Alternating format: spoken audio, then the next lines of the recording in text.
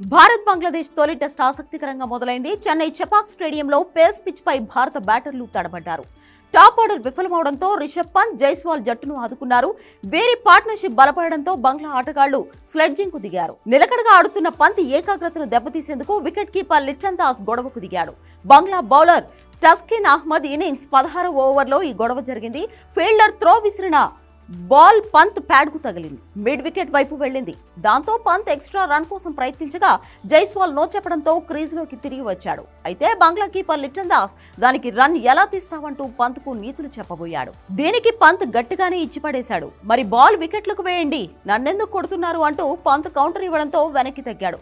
కొద్దిసేపు ఇద్దరి మధ్య వాగ్వాదం జరిగింది. లిట్టన్ దాస్ రెచ్చగొట్టిన తర్వాత పంత్ గేర్ మార్చి భారీ షాట్లు ఆడాడు. కార్ యాక్సిడెంట్ తర్వాత దాదాపు ఏడాదిన్నర ఆటకు దూరమైన పంత్ వైట్ బాల్ ఫార్మాట్ లోకి రీఎంట్రీ ఇచ్చి అద్దరగొట్టాడు.